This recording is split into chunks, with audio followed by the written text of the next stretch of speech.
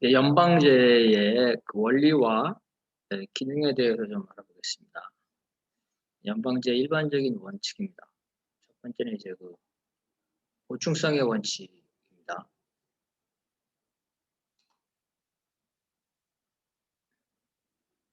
보충성의 원칙이라는 것은 권한이 가능한 최하위 수준의 정부에 배정되어야 한다. 보충성의 원리는 사회나 국가의 도움 없이 개인이 할 수 있는 일은 개인이 스스로 처리하고, 개인이 할 수 없는 일은 먼저 그 소규모 공동체, 즉 지방자치단체에서 먼저 처리하고, 그것도 지방자치 할 수 없는 것들은 국가에서 한다 하는 겁니다. 그래서 어떤 문제가 생기면 그 문제에 가장 가까운 단위들이, 관련된 단위들이 먼저 하고, 그러지 못할 경우에는 더 큰 단위가 개입한다. 그래서 이제 보충성의 원칙에 의하면은 어떤 문제가 생겼을 때,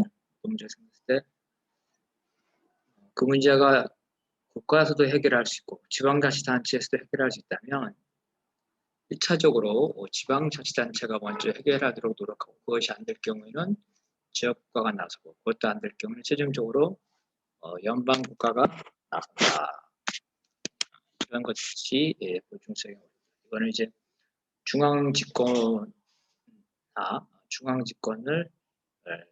견제하는 거다.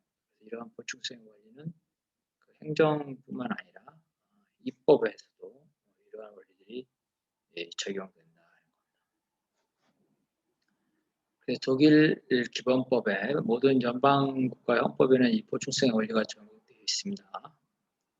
그래서 독일 기본법에 따르면 연방 국가의 권한 행사와 임무 수행, 기본법이 다른 기준을 두고 있거나 허용하는 경우가 아닌 한 그 주의 소관이다. 그러니까 무슨 말이냐면요. 자, 기본법이 있으면 일반적으로 작은 단위, 지방자치제나 주의 소관이라는 거죠. 아무 언급이 없으면. 그래서 연방국가의 언급은 기본적으로 명시돼야 된다. 그러지 않고서는 나머지는 그 지방자치나 지역국가의 소관이다. 그래서 연방에 대해서는 입법 권한을 부여해주는 법, 즉 자녀 권한에 대한 입법권을 갖는다. 간단히 말하면 주의 권한이나 지방자치단체의 권한을 먼저 행사한다. 미국의 연방 헌법도 역시 마찬가지입니다. 연방 헌법에 의하여 연방에 유인되거나 주에게 금지되지 않은 모든 권한은 주 또는 국민에 속한다. 그래서 아무 말이 없으면은 지역국가나 지방자치단체에 속하는 게 원칙이다. 스위스도 연방국가, 지역국가, 지방자치단체 간의 보충성의 원리를 명문하고 있다. 스위스의 지역국가는 캔톤이라고 그러죠. 지방자치단체는 꼬민입니다. 꼬민. 연방헌법 제3조는 캔톤은 그 주권이 연방헌법에 의해 제한되지 않는 한 주권적이며 연방에 양도되지 않은 모든 권한을 행사한다. 헌법에 연방의 권한이라고 한 그것들은 연방의 권한이고 아무 말도 없으면은 캔톤이나 꼬민에 따른다. 또한 제50조에 따르면 꼬민의 자치가 캔톤 법률에 정한 바에 따라 보장된다. 예를 들어서 이제 주구 캔톤의 꼬민법, 꼬민은 우리로 치면 지방자치단체입니다. 지방자치단체법. 꼬민은 연방 캔톤에게 배타적으로 배정된 사무 이외에 꼬민의 복지에 영향을 미치는 모든 사무를 처리한다. 그러니까 연방국가나 캔톤, 지역국가에게 명시적으로 되어 있는 것 말고는 나머지는 꼬민이 처리한다. 이러한 보충성의 원리에 따라서 연방국가가 그 지역 국가의 임무를 수행하려면 그 지역 국가가 무능력하다, 그죠? 그 지역 국가 스스로 임무를 수행할 수 없는 점을 증명해야 된다는 겁니다. 그 지역 국가가 능력이 없는 경우 예외적으로 그 연방 국가가 개입할 수 있다.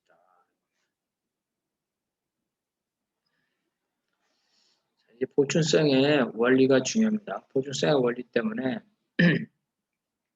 주민의 복지나 자치에 가는 거는 지방자치단체나 지역 국가가 먼저 하죠. 그렇지 않고 만약에 연방 국가가 먼저 한다면 연방 국가가 획일적으로, 전국적으로 획일적인 기준을 정할 것이다.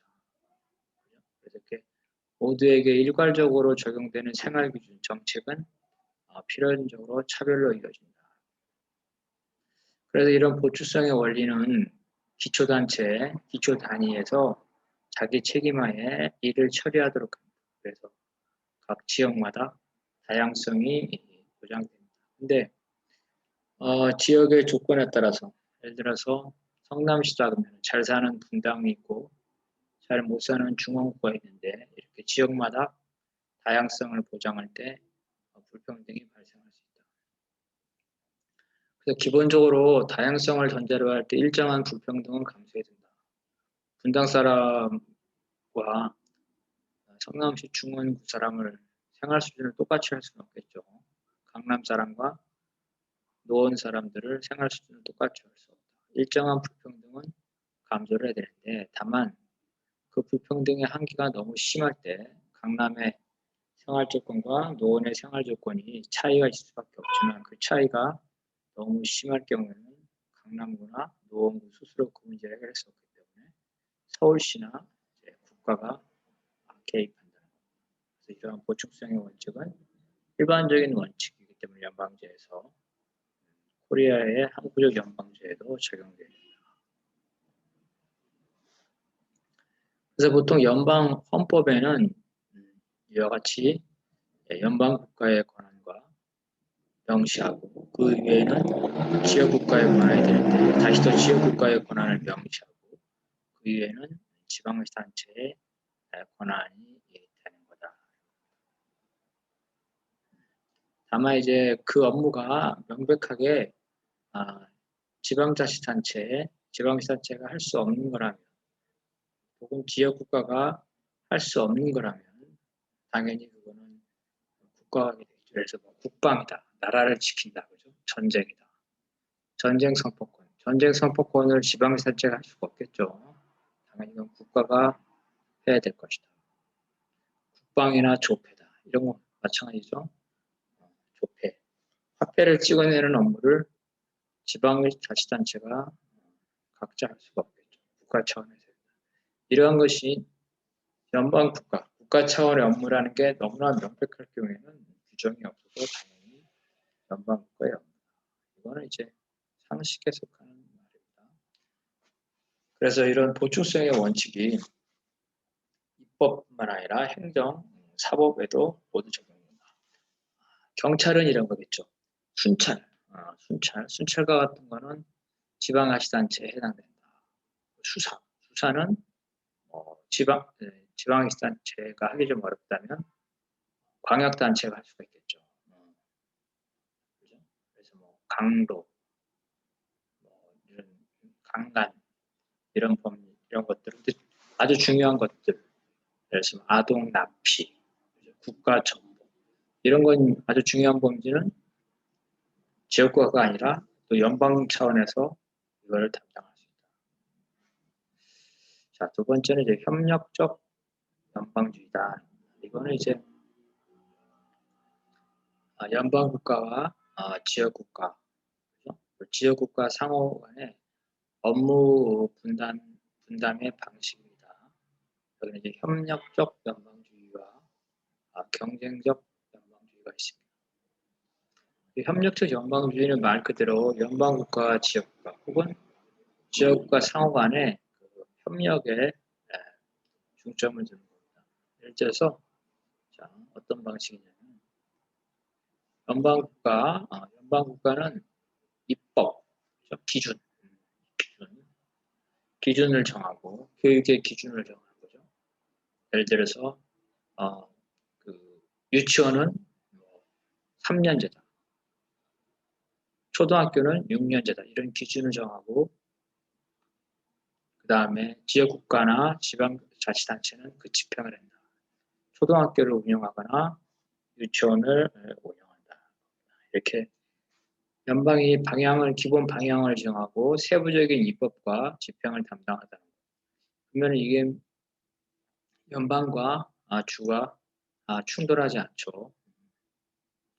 연방 국가는 정책을 정하고 지역 국가나 지방자치단체는 그 정책을 집행하는 거다.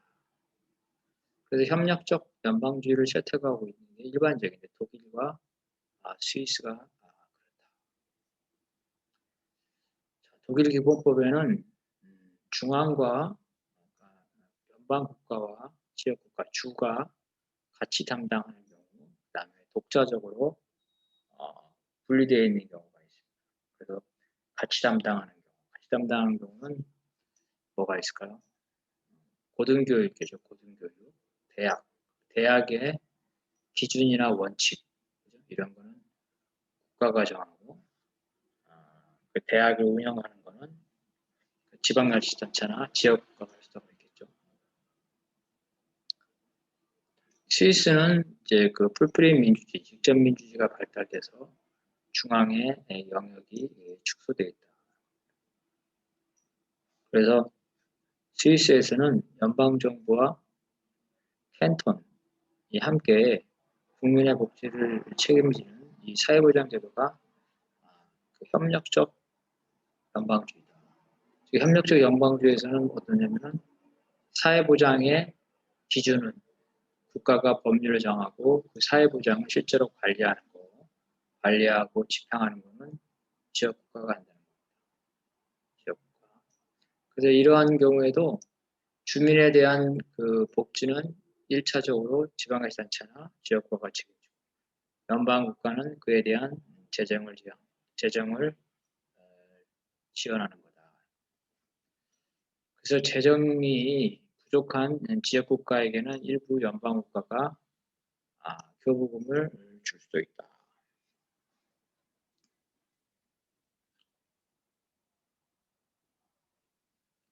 그래서 협력적 연방주의가 확대가 되면 국가는 원칙을 정하고 그다음에 지역국가는 그거를 집행하고 혹은 지역국가가 우선적으로 담당하는데 연방이 부족한 경우에는 이거를 지원합니다. 지원한다는 건 주로 재정 지원이죠.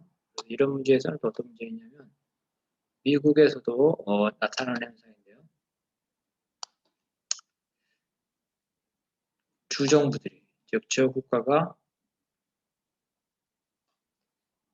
중앙국가, 연방국가의 재정 지원을 받기 위해서 노비를 합니다. 그래서 주정부는 워싱턴에 그 자신들의 그 사무소를 만든다. 그래서 지역국가에 주는 교부금을 서로 얻으려고 한다는 거죠. 통상의 대부분 연방국가는 점차 연방국가의 권한을 확대하고 있습니다. 확대하고 있다. 주로 재정 권한을 갖고 확대를 하고 있습니다. 독일의 경우에 기본법이 약 40차례 개정되어 있는데 대부분 연방의 권한을 확대하고 주로 재정 지원이나 연방의 개입권이 되겠죠.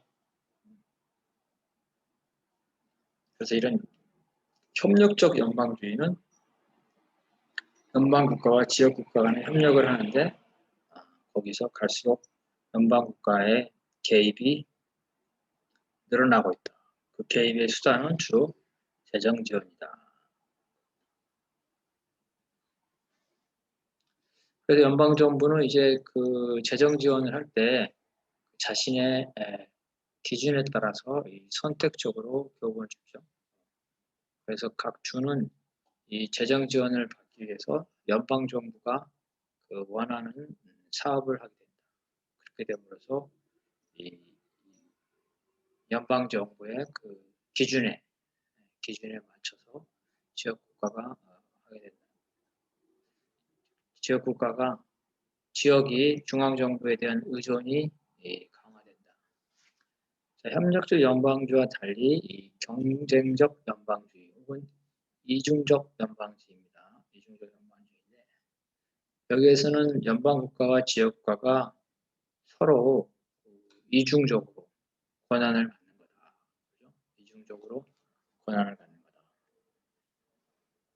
충돌할 수가 있죠, 그죠? 충돌할 수가 있다. 그래서 이 충돌을 어떻게 해소할 것이냐. 그래서 이럴 경우에는 이제 지역 국가에게 영향을 미치는 경우, 이런 경우에는 지역 국가가 동의할 때만 연방 국가가 법률을 만들 수 있다. 자, 동시에 권한을 갖는 경우가 미국에서는 입법과 조세가 있다. 자, 먼저 입법을 보게 되면 형벌.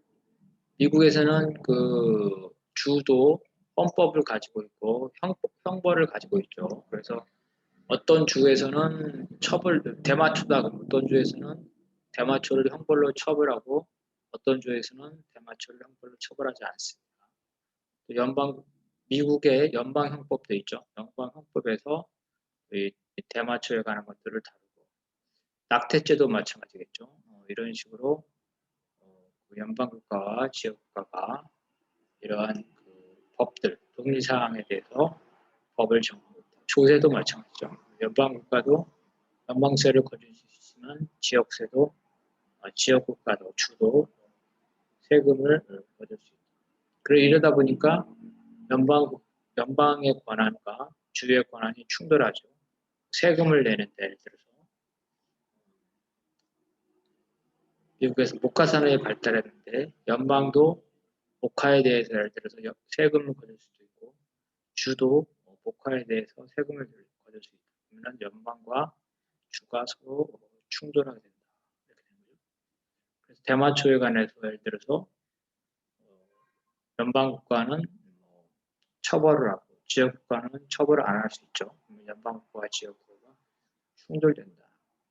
협력적 연방주의와 달리 경쟁적 연방주의에서는 연방과 지역이 충돌할 수가 있다. 그래서 미국의 연방제를 보게 되면 남북전쟁 직전까지는 주의 권한이 커서 연방과 충돌하는 경쟁적 연방주의였지만 남북전쟁에서 연방의 권한을 강화시키자는 북부가 승리함으로써 연방정부의 권한이 세지게 됐죠. 이거는 이제 대공황과 양타제전을 거치면서 연방정부가 하는 일이 더 많아지면서 연방주의가 더 강하게 됐다. 그리고 이제 복지 문제에서 이렇게 나타나죠. 1960년대 존슨 대통령의 위대한 사회, 빈곤 퇴치 운동 이런 걸 통해서 연방의 권한이 많아졌다. 연방이 복지 문제, 그죠? 교육 문제, 주택 문제에 많이 관여하게 된다는 거죠. 미국은 아직도 이게 충돌이 있는데 공화당은 주정부의 자율권을 강조하고 있죠. 그런데 민주당은 여전히 연방이 주도하는 협력주의를 강조하고 있다. 그래서 경쟁적 연방주의는 왜 경쟁을 하냐? 지역과 상호 간의 조세 경쟁, 입지 경쟁을 유발해서 선택하게 하는 겁니다. 공공선택이론이다. 자유경쟁을 해서 선택하게 하는 겁니다. 그래서 공공선택이론에 따르면 주민들이 연방이나 지역 국가들이 제공하는 서비스를 비교를 해가지고 자기가 선택을 한다는 거죠. 공공선택이론은 발로 찍는 투표다. 그래서 거주주 선택을 하죠. 오늘 뉴스를 보니까 셋째 아이를 낳으면 4천만 원까지 제천인가 4천만 원까지 준답니다. 그러면 애가 셋이 있는 사람들은 유학에 살 바야 그 4천만 원 주는 대로 가고 싶어 하겠죠. 이게 바로 이제 거주지 선택이다. 그러니까 대다수의 연방 국가들은 이렇게 이제 한편으로는 협력하는 협력적 연방주의와 한 폰으로 경쟁하는 경쟁적 영방주의를 섞어서 할 수 있다는 겁니다. 근데 이 코리아에 우리가 연방제를 도입할 때는 우리는 연방제에 대한 경험이 거의 없죠. 그것도 역시 다른 나라와 마찬가지로 협력적 연방주의와 경쟁적 연방주의를 절충할 수밖에 없다는 겁니다. 그래서 입법 사항에 대해서 이제 연방의 입법권과 지역 국가의 입법권이 충돌하지 않게끔 이걸 구분할 필요가 있죠. 그래서 원칙적으로 헌법에 명시되지 않은 것은 기본적으로 지역 국가의 사무로 받아들이죠. 즉 보충성의 원리가 적용되죠. 그리고 입법 집행 이런 기본적인 거에서 연방 국가는 기본적인 원칙을 정하고 지역 국가는 그 집행을 담당하는 거. 이거는 이제 협력적인 거죠. 협력적 정책 결정과 정책 집행을 분담하는 협력적 연방주의다. 그래서 교육과 복지 등 국민의 삶에 중요한 영향을 미치는 경우가 바로 연방 국가가 기본 원칙과 기준을 법률을 정하고 구체적인 그 집행은 지역 국가가 하거나 또 세워 지침을 지역 국가가 할 수 있다. 그래서 최소한의 생활 수준을 보장하려면 연방 차원에서 최소한의 생활 기준을 정할 수가 있죠. 그 이상 되는 것은 각 지역 국가의 수준에 따라서 할 수가 있다. 그래서 이제 초등학교나 초등교육이나 유치원, 그다음에 그 주민복지 이런 걸 이제 지방자치단체가 주로 담당을 하게 된다는 겁니다. 그래서 이 연방 국가와 지역 국가의 충돌의 문제가 있는데 이 충돌을 조율해 주는 기관이 주로 어디다? 상원이다. 상원은 지역 국가를 대표하는 곳이기 때문에 바로 이 상원에서 연방 국가와 지역 국가의 충돌을 조정을 하게 됩니다. 그리고 이러한 조정에 실패했을 때는 또 사법적으로는 연방 헌법 재판을 통한다. 우리는 이제 연방이 아니니까 연방 헌법 재판이 없지만 우리는 국가와 지방자치단체의 충돌, 지방자치단체끼리의 충돌은 헌법재판인 중에서 권한쟁의 심판을 통해서 다루고 있습니다. 자, 그 다음에 이제 지역 국가들 사이에서는 연방 국가와 지역 국가는 기본적으로 협력적 연방주의인데 지역 국가들과의 관계는 기본적으로 경쟁적 연방주의다. 경쟁적 연방주의. 그리고 연방 국가가 이를 경우에 따라서 개입을 해서 조정을 한다. 이게 차이점이죠. 연방 국가와 지역 사이는 협력적 연방주의, 그리고 지역 국가들 사이에는 경쟁적 연방주의를 원칙으로 한다. 그래서 이들 지역과 간에 일정한 범위 내에서 조세 경쟁을 허용한다는 거죠. 다만 세금을 너무 낮추는 거, 평균치 밑으로 세금을 낮추는 거. 또 한편으로는 장려금, 출산 장려금을 예를 들어서 1억을 준다. 이거 너무 심한 거죠. 이럴 경우에는 국가가 개입하는데 이럴 때도 직접적으로 개입하기보다는 재정 지원을 제한한다. 너무 심하게 세금을 인하할 경우는 국가가 지역 국가에게 주는 재정 지원을 축소함으로써 그걸 통제한다는 거죠. 그래서 재정 지원의 경우에는 이처럼 중앙이 그 지역에 주는 일반적이다. 예를 들어서 국가가 전라남도처럼 가난하다고 전라남도에 주는 게 일반적이라는 거죠. 근데 그렇지 않고 서울이 전라남도에게 주는 그러한 지원금도 있다 그랬죠. 국가가 주는 거는 수직적 지원금. 지역 간에 광역단체 간에 혹은 지역국 간에 주는 거는 수평적 지원금인데 기본적으로 연방국가 차원에서 조정하는 거기 때문에 연방국가가 지역국가에게 주는 수직적 지원금을 기본으로 삼을 필요가 있다. 다음에 이제 균등적 연방주의와 대칭적 연방주의.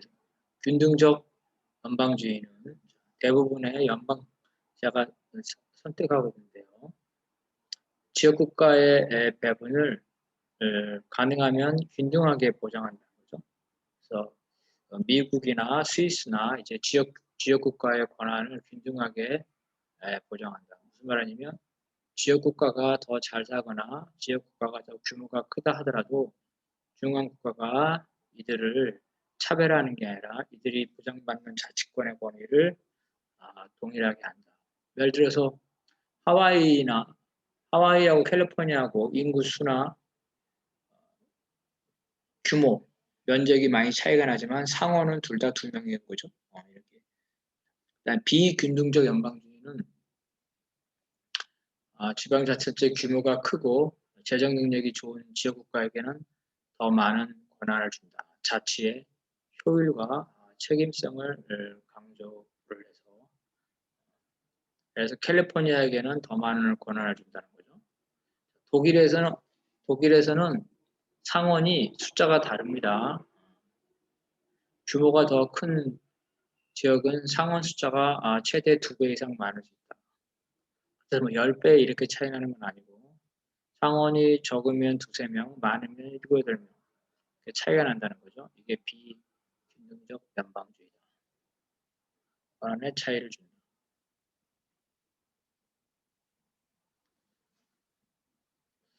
그리고 이제 심지어 재정의 문제에서 그 비효율적인 지역국가의 권한을 환수하는 경우도 있습니다. 환수하는 경우. 예를 들어서 재정 수준이 그 서울이나 경기도는 그 재정이 충분하죠. 이럴 경우에 교육이나 치안 문제, 산업 문제 이러한 것들을 서울이나 경기도가 자기 책임하게 하도록 하면서 국가가 주는 재정 지원금을 없앨 필요가 있다. 너네들은 충분히 먹고 살만하니까 국가가 지원금을 줄 필요가 없다. 반대로 뭐 강원도나 전라도의 경우는 그 지원금을 더 늘릴 필요도 있다. 이런 거죠. 이러한 불균등 연방제는 이제 자치권의 차등 배분으로 인하여 갈등을 야기할 수가 있겠다. 그래서 원칙적으로 지역국가의 인구나 재정, 그죠? 면적에 따라서 차별을 하는 것은 연방제의 기본 취지에 맞지 않기 때문에 아주 예외적이 된다. 지역국가의 권한을 동등하게 부여하는 게 원칙이고 그 권한을 행사할 수 없을 정도로 열악한 경우에는 연방국가가 재정 지원을 하되 직접 사무에 개입하는 것은 자제를 해야 된다. 또 하나는 이제 지역국가의 제도와 연방국가의 제도가 서로 유사한 경우, 그리고 유사하지 않은 경우 있습니다. 이것은 주로 이제 그 정부 형태나 정당 선거제도의 유형에 많은 영향을 미칩니다. 스위스의 경우는 정부 형태는 연방 내각으로서 회의제 정부다. 회의제 정부다. 양원 합동 회의에서 선출된다는 거죠. 임기를 보장받는다. 캔톤 역시 지역국가 역시 대부분 연방 정부와 같은 회의제 정부를 운영하고 있다는 거죠. 근데 연방 강요가 연방 의회에서 간접 선거되는 것과 달리 캔톤의 강요들은 주민들이 직접 선거로 선출된다. 그 다음에 미국의 경우에는 연방은 대통령이 있죠. 주에는 주지사가 있어요. 1인 지배체제 똑같죠. 그 다음에 연방의 상원 하원이 있죠. 주에도 상원 하원이 있다. 이거는 미국에는 이런 경우에는 주와 연방 국가의 제도가 똑같다. 즉 대칭형이다. 반면에 비대칭형인 경우에는 연방 국가의 정부 형태가 예를 들어 대통령제인데 지역 국가는 의원내각제를 하는 경우다. 독일의 그 경우를 보게 되면 연방 국가와 지역 국가는 예를 들어 수상제다. 의원내각제가 대칭적이지만 지방자치단체의 유형은 매우 다양해서 비대칭적이다. 자, 대칭형은 그 중앙과 지역 간의 그 제도가 유사하므로 통치, 어떤 문제 해결에 있어서 수월하죠. 그런데 비대칭형은 이 지역 국가의 정부 형태가 매우 다양합니다. 그럴 경우에 이 중앙이 그거를 결집할 수 있는, 응집할 수 있는 그 지도력이 유지돼야 된다.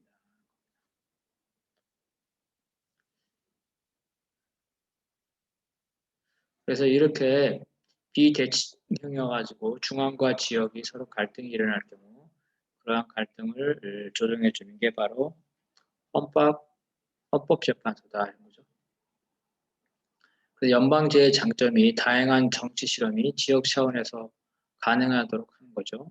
그렇다는 측면에서 볼 때 각종 제도를 연방국가와 지역국가가 100% 똑같이 할 필요는 없다. 일반적으로는 비슷하게 하지만 어떤 제도를 실험하기 위해서 다양하게 실험하기 위해서 일부 다른 제도를 착할 수도 있다는 겁니다. 그럼 코리아의 연방제에서는 어떻게 할 것이냐? 그렇죠? 코리아 연방제에서는.